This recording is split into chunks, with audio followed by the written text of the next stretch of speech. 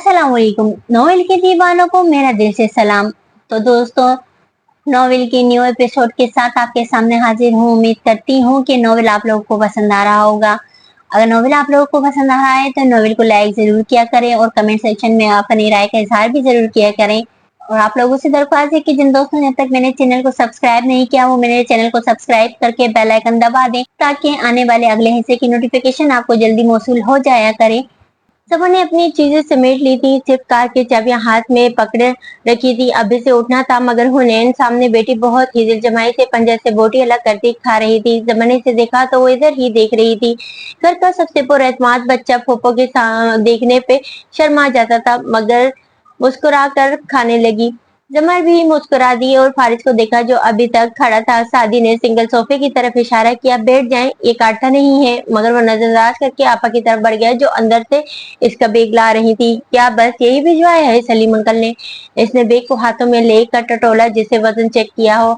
हाँ, एक दफा देख कर तसल्ली कर लो, सब कुछ पूरा है। वो बैठ गया, बैग की जिप खोली। जमर भी बेख्तियार देखने लगी। बाकी सबको शायद पता था कि अंदर क्या है। फारिस ने हाथ डालकर बंदूक निकाली, लंबी नाली वाली एंटीक गन। उलट पुलट कर देखा, फिर अंदर मौजूद गोलियां चेक की। हूँ, सब पूरा था। ये हमारे अब्बू के दोस्त थे, इनको शिकार का बहुत शौक था। फारिस को इनकी कोई गन अच्छी लगी थी तो उन्होंने इसके लिए भिजवा दी, मगर इसको जिद थी कि ये खरीदेगा, तोहफा नहीं लेगा। यूं करते करते इनको बाहर जाना पड़ गया तो पेमेंट मिलने के बाद मेरी तरफ ड्रॉप करवा दी। नुदरत ने जमर को देखते हुए वजाहत दी। फारिस ने जिप बंद करके सर उठाया तो वो इसी को देख रही थी। आपको गन्स पसंद है? ताज्जुब से इसने आईब्रो उठाई। फारिस ने 2-3 सेकंड इसकी आंखों में देखा, फिर आईब्रो उछका कर बोला, बहुत ज्यादा, क्योंकि गन्स इंसानों को नहीं मारती, इंसान इंसानों को मारते हैं। मेरा ये मतलब नहीं था। और आपकी पढ़ाई ठीक जा रही है? इसने बात बदली। सोफे के किनारे टिकी वो बस जाने की तैयारी में थी। हूँ, मगर इसे देखते हुए फारिस ठहरा। आपने जो पिछले हफ्ते हैंड आउट फोटो कॉपी करवा कर क्लास में दिया था वो मुझे नहीं मिला। ओह, मगर वो तो आपके आने के बाद दिया गया था। शायद अभी मेरी कोई अहमियत नहीं है वहाँ। इसने निशाने उठा दिए। जमर फिक्रमंद हुई। फिर तो आपको वो तीनों टॉपिक समझ में नहीं आए होंगे, सब ऊपर से गुजर गया होगा। हाथ से सर के ऊपर इशारा किया। अगर आपके पास वक्त हो तो? जी बिल्कुल, मैं कल नहीं परसों। तोड़ी पे उंगली रख के इसने सोचा, हाँ परसों आप मेरे पास आइएगा क्लास से पहले, मैं तब आपके लिए वो नोट्स दोबारा कॉपी करवा दूंगी। Sure, thanks. इसने बस इतना कहा। हुनैन अब हाथ धोने किचन में जा चुकी थी। जमा जाने के लिए उठ गई मगर उठने से पहले इसने चाबियां कुशन के पीछे रखी और इनको देखा बिना खड़ी हुई। फारिस ने बैग कंधे पर डालते हुए किनकियों से ये देखा था। इसे छोड़ने जब बाहर गया, हुनैन वापस आई तो वो जा चुकी थी। वो एकदम खिड़की के पास जाकर खड़ी हो गई और पर्दा हटाकर बाहर देखने लगी। फारिस पुतलियां सुखेड़ अब और हुनैन को देख रहा था। दफ्तन वो चेकी, चेहरे पे सारे जमाने की खुशी दर आई। फुप्पो फिर भूल गई और जल्दी से सोफे तक आई। ऊपर नीचे हाथ मारा, कुशन पर ही किया। ये रहा चाबियों का गुच्छा। उसने फातिहाना अंदाज में उठाया और आजारी की तरफ लपकी। फारिस को यहाँ तक आवाजें आ रही थी। जमान और सादी वापस आए थे। फुप्पो चाबी भूल गई, सादी ने पुकारा। उन्हें इनको चाबी दे रही थी। जमर कुछ कह रही थी, हर दफा का मामूल। सादी हर दफा हैरान होता, फिर कभी हंस देता। अब भी हंस दिया। वो चली गई और घर खामोश हो गया। हालांकि वो तो इतना बोलती भी नहीं थी। खामोशी साथ लाती थी, खामोशी छोड़ जाती थी। उन्हें वापस आई तो इसका चेहरा ये गुलनार हो रहा था। बड़ी फुर्सत से इसने प्लेट उठाई और किचन में चली गई। कुछ देर बाद जब फारिस इनको खुदाफिज कहकर बाहर निकला तो गाड़ी में बैठते ही बैग पिछली सीट पे फेंकर डैशबोर्ड का खाना खोला। इधर उधर चीजें पलटी, फिर वो पलट गया। फोटो कॉपी शुदा नोट्स वो इसे उठाए बाहर निकला। सड़क किनारे एक कूड़े के बड़े से डब्बे के ऊपर खड़े होकर दोनों हाथों में इसे पकड़ते इसके 4 टुकड़े किए और अंदर फेंक दिया। फिर दो आसमान को देखते हुए गहरी सांस ली। अब मुंह से निकल जाए कुछ तो बंदा क्या करे। शाने उचकाकर वो वापस हो लिया। कारदास का कसर अपनी पूरी आबोताब से इस सब्जार पे खड़ा था।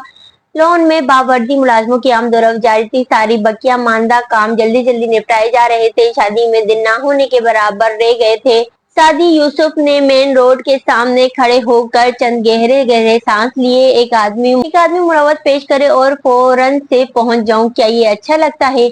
अभी जब वो फारिग से मिला था तो इसने पूछा था, अच्छा लगता हो या बुरा? मैं निकल रहा हूँ, अब तुम इधर बैठकर टीवी देखो, दीवारों से बातें करो या हाशिम से मिलाओ, तुम्हारी मर्जी। वो चाबी और वॉलेट उठाते हुए बोला तो सादी ने तंदी से देखा था। ऐसा सुलूक करता है कोई मेहमान के साथ।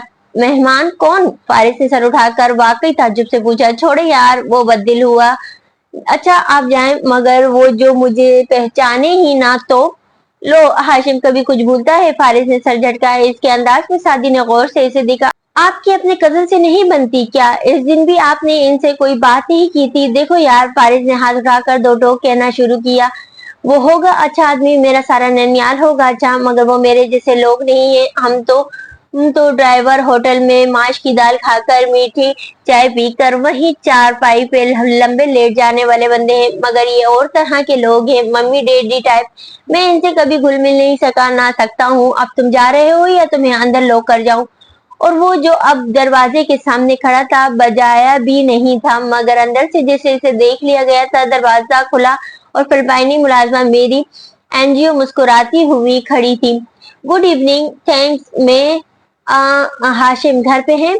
मामू के कजन को क्या कहकर पुकारना चाहिए समझ में नहीं आया। और आप कौन? मैं सादी हूँ। असल में उन्होंने कहा था कि सादी यूसुफ खान फारिस साहब के भांजे। मिस्टर कारदार ने आपके बारे में इतला कर दी थी। अगर वो ना होते तो इनके अहकाम के मुताबिक मैं आपको स्टडी में ले जाती, लेकिन चूंकि वो हैं इसलिए आप इधर आ जाइए।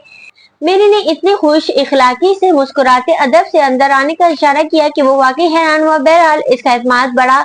वो अंदर आया, निगाहें घुमाकर ऊंचे और आलीशान लिविंग रूम का जायजा लिया, और फिर जो कहता है कि इसे खूबसूरती मुतवज्जो नहीं करती, वो दुनिया का सबसे बड़ा झूठा और मुतासिर तो वो भी हुआ। कितना बड़ा और प्यारा घर है, मगर इतना ही है कि अल्लाह इनको नसीब करे, आमीन। और बस मेरी के उकब में कदम उठाता वो लाउंज के वस्त में आया। एक लंबे सी चीज लिविंग के किनारे पर टांग पे टांग जमाए मग से घूंट भरती वो बैठी थी, जो यहाँ की मालकन लगती थी। सीधे भूरे बाल, गोरी नाजुक हाशिम सी सियाह आंखें, दो उंगलियों से लॉकेट पे पिरोया पत्थर छेड़ती आहट पे सर उठाया, मुस्कुराई और सवालिया नजरों से मेरी को देखा। हाशिम साहब के मेहमान हैं, बैठिए, मैं इनको इतला करती हूँ। वो सीढ़ियों के लिए मुड़ी तो जवाहरात ने मुस्कुराते हुए सादी को देखा। अलबत्ता आंखें बिल्कुल सर्द थी। मैं फारिस का भांजा हूँ, सादी यूसुफ वो जरा संजीदगी से बोला। आपने यहाँ आने के फैसले पर फिर से सोचा, कहीं गलती तो नहीं की? आई सी, जवाहरात ने अजबात में सर हिलाया। तासरात नहीं बदले, मेरी अभी सीढ़ियों के वस्त में थी जब हाशिम कमरे से निकलता दिखाई दिया। उजरत में कोट पहनता सादी को देखकर मुस्कुराते हुए वो अपने जीने से उतरने लगा। मुझे खुशी है कि तुम आए, आप शायद जल्दी में हैं हाशिम भाई। बस यही मुंह से निकला और यही तय हो गया। हाशिम उतर आया था, मुस्कुराकर इसका इशारा थपका। मैं वाकई जल्दी में हूँ और वाकई में बहुत जरूरी काम है, मगर तुम्हें मैं अपनी स्टडी दिखाना चाहूंगा, और ये मैं अपनी की खुशी के लिए कर रहा हूँ। फिर माँ को देखा। क्या तारुफ हो चुके? अब इस सवाल का जवाब खुद ही समझ कर आओ कहता इसे ऊपर ले आया। सीढ़ियों के अख्तिताम पर पहुंचकर सादी ने निगाह मोड़ी। नीचे जवाहरात हनूज इसे देख रही थी। वो इसके आने पे खुश है या गुस्से है, इसके तासुरात ये बताने से कासिर थे। वो सर झटक कर हाशिम के पीछे हो लिया। वो वसी और तवील स्टडी थी, किताबों की स्लाइडिंग रेक्स, इनके पीछे मजीद रेक्स, शेल्फ टेबल। सादी ने 27 से आगे पीछे गर्दन घुमाए। वाओ, आप तो वाकई पढ़ने वाले आदमी लगते हैं। हाशिम का दोस्ताना रवैया इसको मजीद पुरएतमाद कर रहा था। इसकी बात से हाशिम हंस दिया। तुम आज की शाम मेरी किताबों के नाम करो, मुझे एक कॉल करनी है, फिर निकलने से कबल मैं खुदाफिज करने आऊंगा। मगर तुम खाना खाए बगैर नहीं जाओगे? नहीं, इट्स ओके। मैं वो शर्मिंदा हुआ, मगर हाशिम मुस्कुराता हुआ पलट चुका था। साथ ही वो मोबाइल पे नंबर भी डायल कर रहा था। वो ऐसा ही था जो बहुत एतमाद से एक ही वक्त में बहुत नमाजों को निपटाने वाला। नीचे जवाहरात मग के आखिरी घूंट भर रही थी। सर उठाकर इसने हाशिम को स्टडी से निकलकर अपने कमरे में जाते देखा तो मग रख कर खड़ी हुई बारीक हील से चलती वो लाउंज के सिरे पे बने अपने कमरे तक आई। अंदर कद आदम आईने के सामने खड़े औरंगजेब टाई के नॉट दुरुस्त कर रहे थे। एक सूट में मलबूस मुलाजिम इनके कोट को कंधे से हल्का सा ब्रश करके पीछे होकर तनकीदी निगाहों से जायजा ले रहा था। क्या तुम मुझे मेरे शोहर के साथ तन्हा छोड़ दोगे? मुस्कुराकर कहती जवाहरात आईने के साथ आ खड़ी हुई। मुलाजिम सर हिलाकर फौरन से बाहर निकल गया। कपड़े उठाते औरंगजेब ने एक पसंदीदा नजर इस पर डाली। क्या हाशिम तैयार हो गया? पहले वो तुम्हारे भांजे के रिश्तेदारों की खातिर मदारत तो कर ले। वैसे इस काम के लिए क्या तुम बहुत नहीं थे?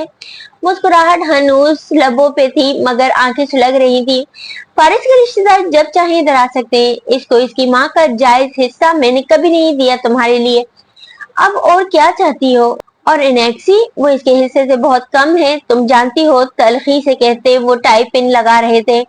तुम्हारे बस में होता तो इसे और भी बहुत कुछ दे देते, मगर वो खुद ही कुछ लेने में इंटरेस्टेड नहीं है। कितना अच्छा हो अगर तुम अपनी शक्ल मुझसे से कम दिखाया करो। आईने में खुद को देखते माथे पे बल लिए बोले थे। जवाहिरात की मुस्कुराहट खत्म हो चुकी थी। बमुश्किल इसने जब्त किया, मैं जा रही थी, मगर तुमसे मुखातिब होने की तकलीफ मैंने सिर्फ इसे उठाई कि अगर हम तीनों जा रहे हैं तो फारिस का रिश्तेदार मेरे घर में अकेला क्यों है? क्या तुम्हारा दूसरा बेटा अपने कमरे में अपनी नाकामी का शौक बना रहा है? वो जो मेज से पर्स उठाए आई थी, रुकी, झपट कर पर्स उठाया और घूमकर इसके सामने आई। इसे नाकाम मत कहो औरंगजेब, वो अगर पहले नंबर पे नहीं आता तो दूसरे नंबर से नीचे भी नहीं जाता। अगर वो स्टैनफोर्ड या हार्वर्ड नहीं जा सका, तब भी 3 बेहतरीन यूनिवर्सिटीज इसे अप्रूव कर चुकी हैं। और एक दफा तुम इसका डीएनए टेस्ट क्यों नहीं करा लेते, ताकि तुम्हें भी मालूम हो जाए कि वो तुम्हारा ही बेटा है, और शायद फिर तुम इसकी कदर करना शुरू कर दो। शेरनी भर चुकी थी। औरंगजेब अब कॉलर दुरुस्त कर रहे थे। वो मेरा बेटा है, मुझे अजीज है, इसलिए जहाँ इसे देखना चाहता हूँ वो वहाँ नहीं है। अच्छा होना सिर्फ हाशिम जैसा होना नहीं होता। वो फारिस की बहन के बच्चे वो मुझे ज्यादा काबिल लगते हैं। जवाहरात 16 बार आंखों से इन्हें घूरती रही, फिर तेजी से पलट गई। बाहर आकर इसने मुअद्दब खड़ी में मेरी को रोका। फारिस के रिश्तेदार को चाय वगैरह भिजवा देना, फिर रात का खाना खिलाए बगैर मत जाने देना, और इस पर नजर भी रखना। गहरी नजरों से घूर कर कहा। मेरी ने सर हिलाया। ऊपर हाशिम अपने कमरे से निकलकर स्टडी में जाता देखा ही दे रहा था। अंदर सादी एक कुर्सी पे बैठा किसी किताब के सफ़े पलट रहा था। वो इतना महू था कि जब हाशिम इसके करीब आया तो भी नहीं हिला, बस पढ़ता रहा। हाशिम ने गर्दन तिरछी करके किताब का सरवर्क देखा। ये कहाँ से निकाल ली तुमने? मैं तो इसे भूल भी चुका था। सादी चौका, फिर इसे देखकर जल्दी से खड़ा हुआ। ओह, मेरा ख्याल था आप जा चुके हैं। बल्कि आप जाइए हाशिम भाई, वरना मुझे लगेगा मैं आपको डिस्टर्ब कर रहा हूँ। हाशिम ने जवाब दिए बिना किताब इसके हाथ से ली। उल्टी पलटी, पहले सफ़े पे कलम से लिखा था हाशिम कारदार के नाम, शायद कभी जरूरत पड़े। फकत मोहम्मद ओला। वो हल्का सा मुस्कुराया। मोहम्मद ओला और मोहम्मद सानी, ये जो 2 जुड़वा भाई थे, मेरे साथ लॉ स्कूल में थे। मोहम्मद ओला ने मुझे ये किताब दी थी। वो किसी ये ट्रॉमा से गुजरा था, तो इसके शायद इस किताब ने ठीक होने में मदद की थी। वट एवर, मुझे तो याद भी नहीं ठीक है। वो इसकी पुष्ट को पढ़ने लगा था। ये 13वीं सदी के किसी मुसलमान आलिम की लिखी गई किताब है। मैंने तब पढ़ी थी, अच्छी थी, मगर अब भूल चुका हूँ। क्या तुम्हें पसंद आई?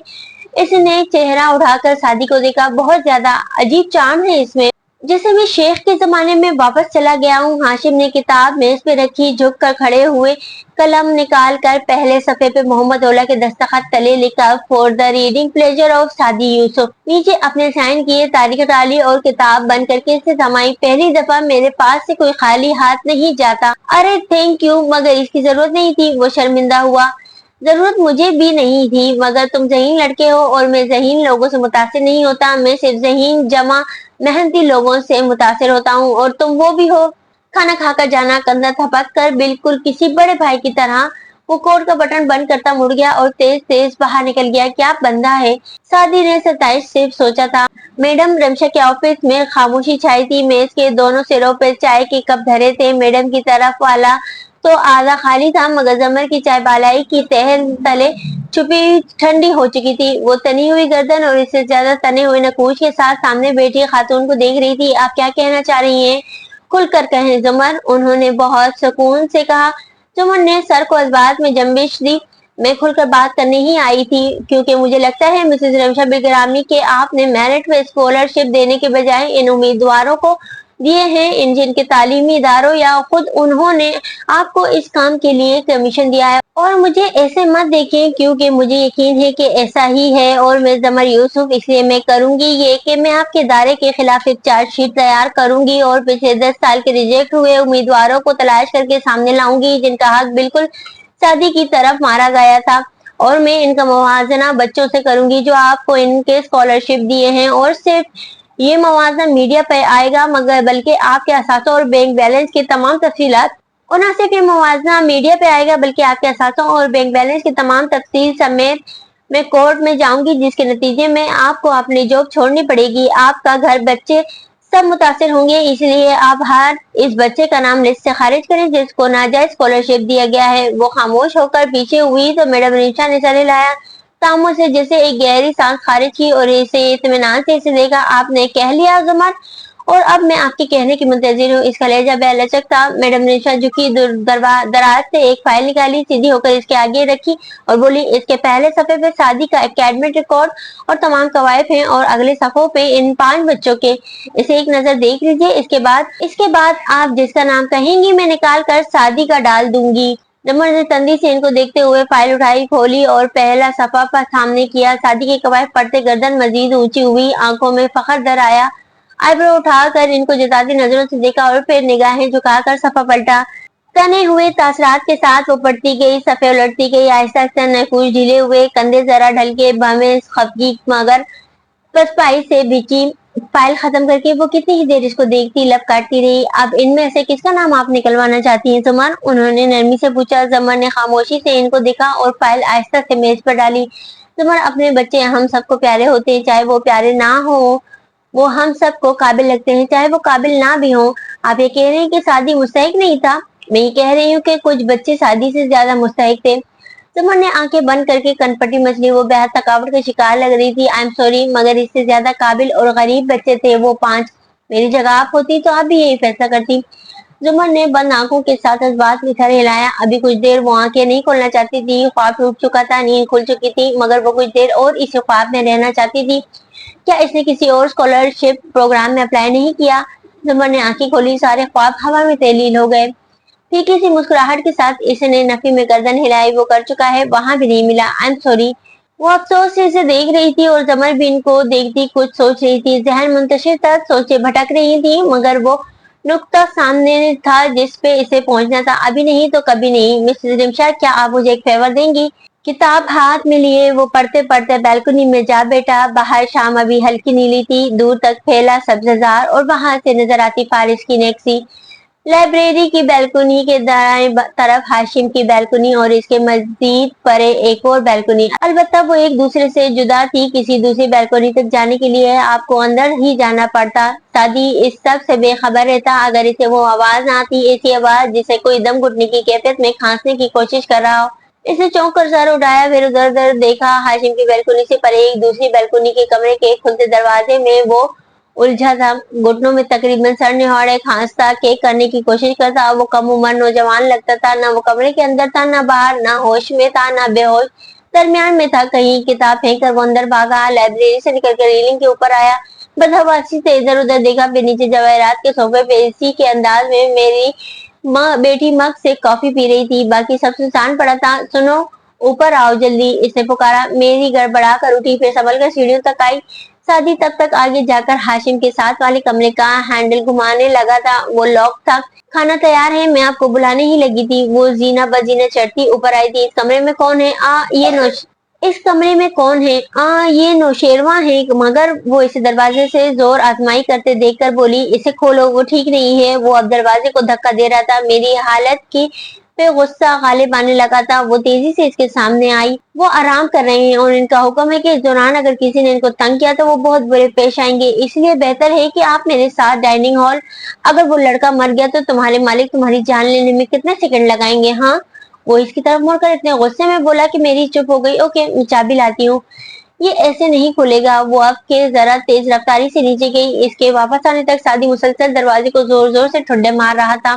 چابی لائی تو وہ پیچھے ہوا، دروازہ کھلا تو بیلکنی کا منظر دوسرے زاویے سے سامنے آیا۔ چوکھٹ پہ قریب اوندا گرا لڑکا، منہ سے نکلتا جھاگ، ہلکے سے عجیب آوازیں۔ سادی تیزی سے اس کی طرف لپکا۔ ہاں، میری کا منہ کھل گیا۔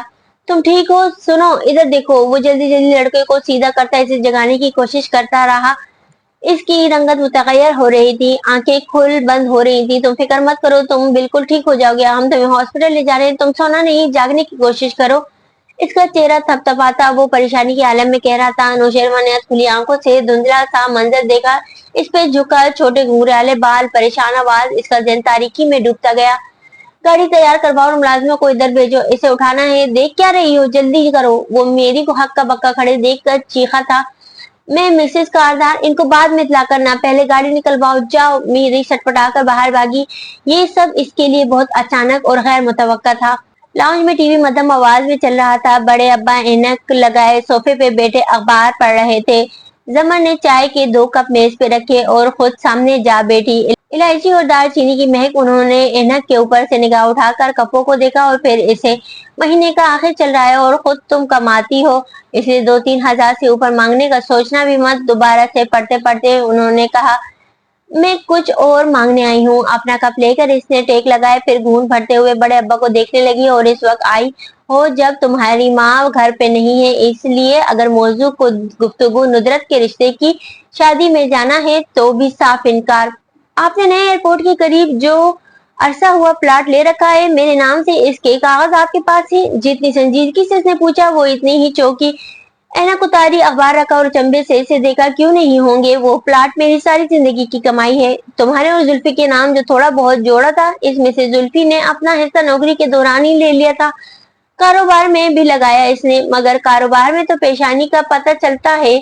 इसका पैसा कम हुआ बढ़ा नहीं। तुम्हारे हिस्से से ये प्लाट मैंने इन वक्तों में खरीदा था और अब वो अच्छा खासा महंगा हो चुका है। इसको बेचकर मैं तुम्हारी शादी करूंगा और बहुत धूमधाम से करूंगा, मगर फिलहाल तो मेरी शादी का कोई सिलसिला नहीं चल रहा, मगर जल्द चलेगा। कुछ तुम्हारी पढ़ाई, कुछ इस कम उम्री में टूटी मंगनी के बायस हम ज्यादा ही प्रोटेक्टिव हो गए थे, वरना तुम्हारी शादी में कर भी चुका होता। अब भी रिश्ते देख रहा हूँ, मगर जमर तुम बेवजह ऐसे जिक्र नहीं छेड़ा करती थी। तो सवालिया आईब्रो उठाए। जमा चंद लम्हे बिल्कुल खामोशी से इनको देखती रही। खामोशी दुनिया का सबसे बड़ा इकरार, सबसे बड़ी सजा। अब्बास आदि को स्कॉलरशिप नहीं मिला, वो बिल्कुल चुप हो गए। आंखों में रंजो मलाल उभरा। इन अल्लाह है, मगर शायद किसी और जगह से। अब वक्त नहीं है, वो नहीं पढ़ने जा सकता वहां सिवाय इसके। वो रुकी, एक वक्त आया, मगर अब्बा की आंखों से निगाह नहीं हटाई कि हम इसकी फीस भर दें, मगर हम इतनी महंगी यूनिवर्सिटी अफोर्ड नहीं। अल्फाज लबों में टूट गए। वो एकदम शौक से इसको देखने लगे। एक मिनट, तुम कह रही हो कि? मैं बिल्कुल यही कह रही हूँ, हम वो प्लाट बेच देते हैं। हरगिज नहीं। शौक की जगह गुस्से ने ले ली थी। वो मेरी सारी जिंदगी की कमाई है, वो तुम्हारा हक है। तुम्हारी शादी, जेवर सब इससे बनेगा और बकिया रकम तुम्हारे बैंक बैलेंस होगी। वो तुम्हारा फ्यूचर है, शादी हमारा फ्यूचर है।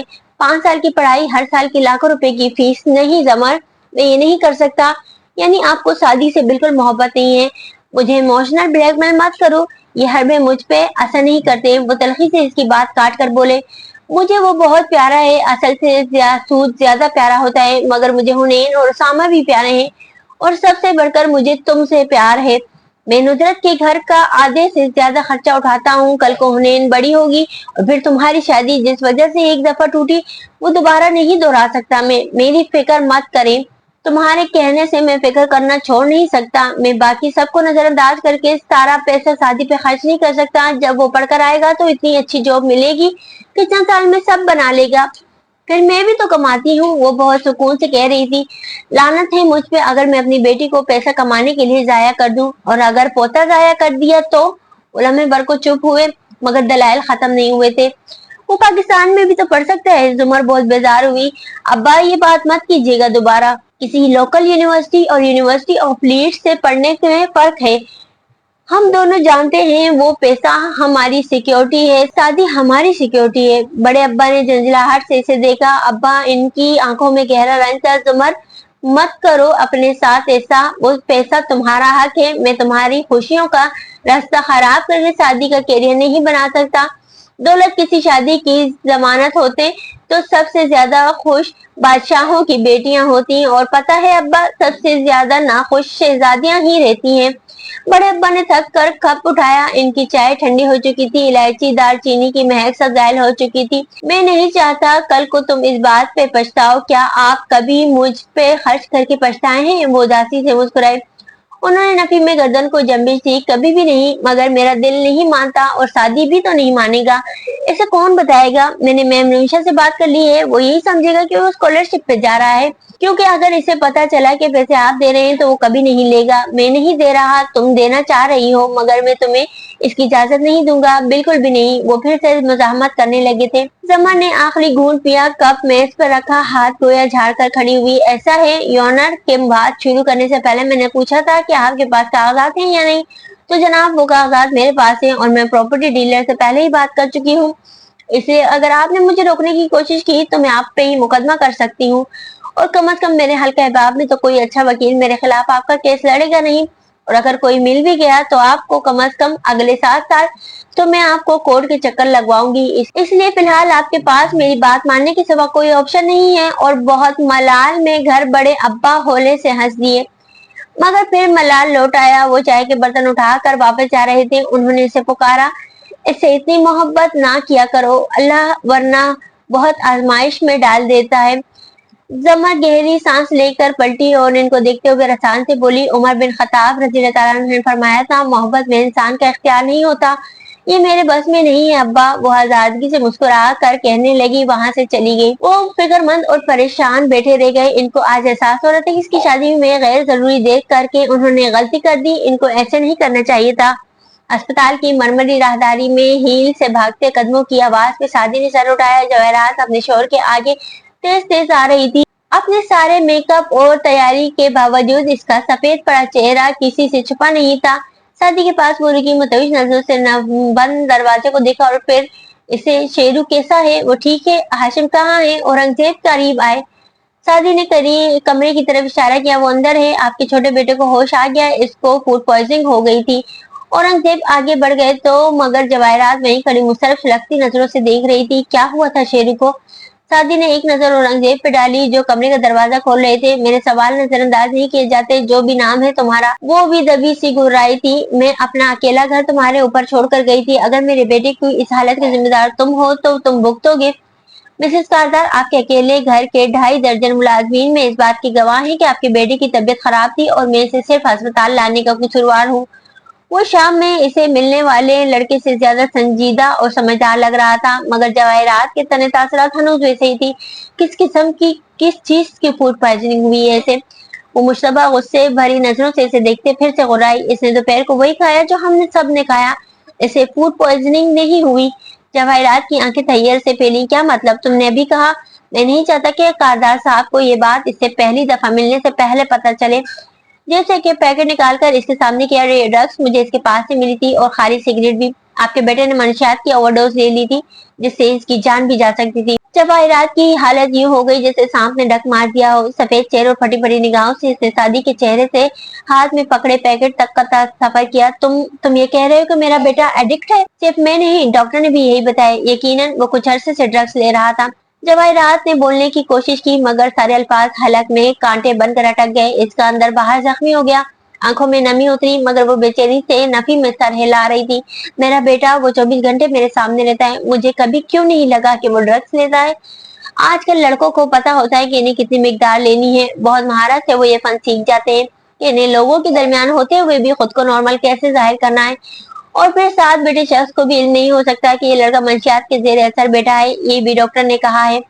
जवाहरात ने हल्का सा इस बात में सर हिलाया। तने तासरात ढीले पड़ गए थे, कंधे भी ढलक चुके थे, मगर वो जिंदा है मिसेस कारदार, और जिंदगी से अहम कोई नेमत नहीं होती।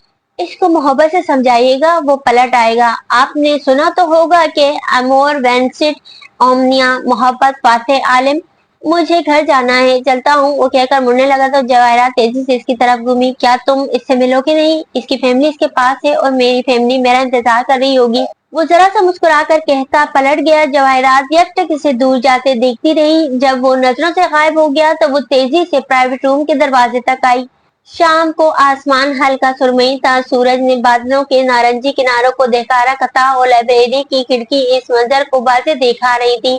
अंदर एक कोने में लंबी मेज बिछी थी। एक सिरे पे 3 लड़कियां बैठी किताबों में मगन थी, दूसरे सिरे पे 2 मुत्तसिल कुर्सियों पर दोनों बैठे थे। जमर सर झुकाए, गर्दन तिरछी किए कागज पे कुछ लिख रहे थे। फारिस करीब बैठा बोर सा होकर इधर उधर देख रहा था। चले ये टॉपिक तो खत्म हुआ, सब क्लियर था ना? आखिरी लफ्ज लिखकर सफा इसके सामने करते इधर जमर ने सर उठाया। फारिस ने फौरन संजीदा और सीधे होते बहुत तवज्जो से इस कागज को पढ़ा। जी बिल्कुल, ओके, अब आगे चलते हैं। वो नोट्स के साफे पलटकर अगले मौजू पे आई, फिर कलम वाले हाथ को आदतन हिलाती रवानी से समझाने लगी। फौरन नोट्स को देखता जरा जरा तेज बाद अजबात में सर हिला था। बराह रास्त इसके चेहरे पे सिर्फ एक बार निगाह डाल सका, फिर सर झुका लिया। जमर का फोन बजा तो वो रुकी, नंबर देखा और मोबाइल कान से लगाया। जी सर, मैंने ही वो शीट आपको भिजवाई थी। वो रुक कर सुनने लगी।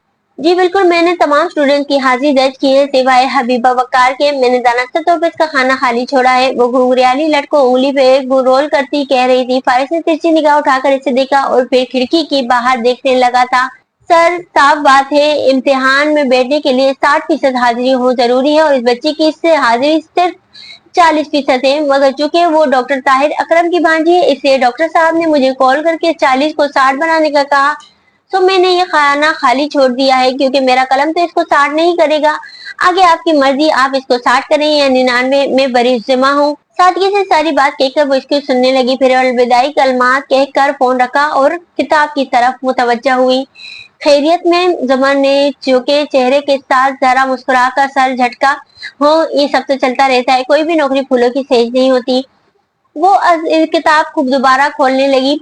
फारिस ने अब के तो जरा गौर से इसके चेहरे को देखा। एक बात पूछूं?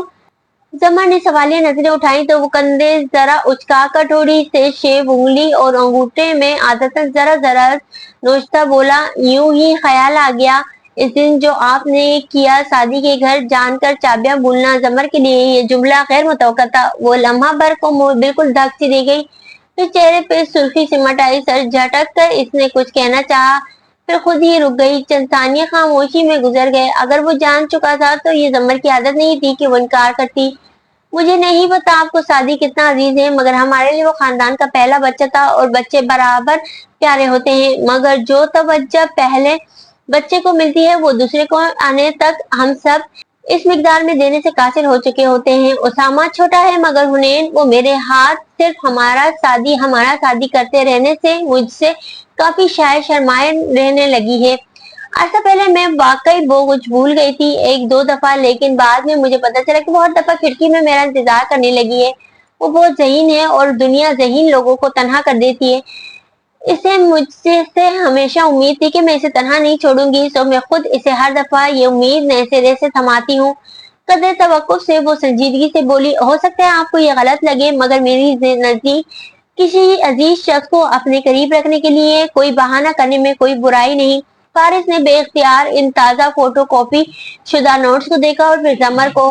बिल्कुल मेरे नजदीक भी नहीं। वो इसी संजीदगी से दो अधूरा छोड़ा मौजू वापस खोलने लगा। कदर तवक्कुफ के बाद फारिस जरा खनकारा, बताने का शुक्रिया, हुनैन को नहीं बताऊंगा सीरियसली। जमर ने सिर्फ एक कड़ी निगाह उठाकर इसे देखा। मुझे इस बात की बिल्कुल फिक्र नहीं, क्योंकि इतना तो आपको पता होना चाहिए कि मेरा इतबार तोड़कर आप कभी भी बच नहीं सकते। फिर नोट्स लेकर सामने रखे और सिलसिला कलाम वहीं से जोड़ लिया जहां से तोड़ा था। फारिस अपने चेहरे पर जमाने भर की बोरियत सजाए खामोशी से सुनता रहा। मिसेस रिमशा के ऑफिस में एक दफा फिर चाय के 2 कप मेज के मुख्तलिफ किनारों पर रखे थे। इस दफा शादी की तरफ वाला कप आधा खाली था और मिसेस रिमशा का अंश हुआ। वो सारी बात शादी को बताकर अब बिल्कुल खामोशी से इसका रद्द अमल देख रही थी। वो अभी समझने की कोशिश कर रहा था। आप ये कह रही हैं मैम कि आपने मेरे डॉक्यूमेंट्स एक प्राइवेट स्पॉन्सर को भिजवाए हैं और उन्होंने मुझे स्पॉन्सर करने की हामी भर ली है और वो हर साल मेरी फीस जमा करवाते रहेंगे? वो वाकई बेयकीन था। फीस जमा अखराजात जैसे रकम हम दे रहे थे वही रकम वो देंगे। थैंक यू, मुझे नहीं पता था मुझे ये क्या कहना चाहिए। वो खुश था और खुशी इतनी थी कि मैं इस ठीक से कोई तासुर भी नहीं दे पा रहा था। मगर वो है कौन? मैडम ने खामोशी से सामने रख के डिकोर बास्केट में से क्रिस्टल बॉल निकाली और इसे उंगलियों पे घुमाते हुए नजरें शादी के चेहरे से हट आए बिना बोली, है कोई जिसका दिल बहुत अमीर है और आप पे खर्च करने को पैसा भी बहुत है। फिर जरा संभल कर गोया हुई, एक चैरिटी बिजनेसमैन है, बहुत से स्टूडेंट्स को प्राइवेट तौर पर स्पॉन्सर करते हैं। आपके कवायद इनको अच्छे लगे और सबसे अच्छी बात ये लगी कि आपने तरजीहात में अपने खानदान को पहले नंबर पर रखा। जी, मगर क्या मैं इनके बारे में कुछ जान सकता हूँ? मतलब अगर मैं इनसे मिलना चाहूँ तो? क्रिस्टल बॉल घुमाते इनके हाथ रुके। वो नफी में सर हिलाती पीछे होकर बेटी, बिल्कुल भी नहीं शादी, मेरे कुछ उसूल हैं। मैं स्पॉन्सर की कोई तफसील आपको फराम नहीं कर सकती। अगर मैं इसरार करूं तो भी नहीं। मैं सिर्फ इनका शुक्रिया, कुछ सवालों के जवाब जानना जरूरी नहीं होता। आपका शुक्रिया पहुंचा दूंगी इनके तक। अच्छा, वो उदास हुआ। आप मेरी जमर फूफो को जानती है ना? आपने इनको बताया ये सब? सर पुरजोश होकर वो आगे हुआ। मैडम ने जवाब देने के पहले बहुत देर तक इसका तमतमाता चेहरा देखा। क्या आप चाहते हैं कि मैं इनको खबर कर दूं? नहीं नहीं, प्लीज आप मत बताइएगा, मैं इनको खुद सरप्राइज दूंगा। थैंक यू सो मच, मैं चलता हूँ। जल्दी जल्दी इजाजत मांगता, शुक्रिया अदा करता, दोबारा आने का कहता। वो दरवाजे की तरफ लपका, सादी आपकी फुप्पो आपसे बहुत मोहब्बत करती है, इनके लिए कभी कोई कुर्बानी देनी पड़ी तो पीछे मत हटना। वो जाते जाते मुड़ा, जी बिल्कुल, अच्छा आप मत बताइएगा, मैं खुद बताऊंगा। और वो बाहर था। मैडम ने सर झटक कर गहरी सांस अंदर उतारी और सोचा, मोहब्बत एक बहुत सादा और बहुत पेचीदा शे है। हुनैन शादी के साथ आई थी और जितनी देर वो मुसलसल जोश से बोलता, दादी और फूफो को अपने स्कॉलरशिप की तफसील बता रहा। उन्हें इसके केक के 3 टुकड़े खा चुकी थी जो शादी ने रास्ते से लिया था। यानी कि तुम्हारी सारी पढ़ाई मुफ्त और अखराजात भी, वाह भाई ये तो कमाल हो गया। बड़ी अम्मी बहुत खुश थी, बार बार शादी के सर और कंधे पे हाथ फेर कर कहती, फिर फौरन इजाफा करती, नुदरत से उम्मीद नहीं थी कि बच्चों को पढ़ा पाएगी। असल में तुम्हारा बाप बहुत लायक था, तुम और हना इसी पे गए हो। और शादी और हना के लिए ये बातें बेअसर थी। बड़ी अम्मी के पास एक वो पूरी फहरिस्त थी कि फला सदी में फला के घर। नुदरत ने मुझे यूं और यूं कहा और नुदरत के पास भी ऐसी ही एक चार्जशीट हमा वक्त तैयार रहती थी। और इन दोनों की गैर मौजूदगी में शादी कहा करता था। हर शख्स को अपना काम करना चाहिए। अल्लाह ने मर्द को 2 कान इसलिए दिए कि एक से सुनकर दूसरे से निकाल दें, और औरतों को 2 इसलिए ताकि दोनों से सुनकर मुंह से निकाले। और जमर खामोशी से मुस्कुराती टेक लगाकर बेटी इसे सुन रही थी जो तब से बोले जा रहा था। मैम ने मुझे इनका नाम तक नहीं बताया। मेरा बहुत दिल था कि मैं इनसे एक दफा मिलकर इनका शुक्रिया ही अदा कर सकूं। वो याद करके फिर से उदास हुआ। उन्होंने इधर उधर देखा, कोई इसकी तरफ मुतवज्जो न था। इसने आगे होकर चौथा टुकड़ा निकाला, पीछे हुई और पूरी दिल जमाई से खाने लगी। जमर सादी लहजा भर को चौंका। आप तो मैडम को जानती है ना, आप इनसे पता करवा दें ना कि मुझे स्पॉन्सर किसने किया है। जमर हनूज मुस्कुरा रही थी, मुतमईन और पुरसुकून। शादी की बात पे चंद लम्हे के वक्फे से बोली, ठीक है मैं पता करवा दूंगी, अगर उन्होंने ना बताया तो मेरे इतने जराए कि मैं नाम ढूंढ लूंगी। लेकिन वो लहजा भर को रुकी। शादी एहसान का बदले क्या, एहसान के सिवा भी कुछ हो सकता है। अगर तुम जानते हो तो ठीक है, मगर तुम्हें नहीं लगता कि अगर कोई तुम पे पैसे लगा रहा है और बदले में सिर्फ इसकी ख्वाहिश है कि वो बेशनाख्त रहे, तो तुम्हें इस ख्वाहिश का एहतराम करना चाहिए। शादी के लब ओह मैं सुकड़े। तो हुनैन ने अब 5वां टुकड़ा उठाया, ये तो मैंने सोचा ही नहीं। हाँ जमर ठीक कह रही है, इस आदमी के पास होगा फालतू का पैसा, ये ना हो कि तुम्हारे ऐसे कदम से नाराज होकर फीस देने से इनकार कर दे। बड़ी अम्मी बहुत समझदारी से कहने लगी। जमर की मुस्कुराहट हनूज बरकरार थी। शादी ने समझ कर सर हिला दिया, फिर याद आने पे पूछा, सर जब हम दाखिल हुए तो वो खोकर साहब बाहर निकले थे।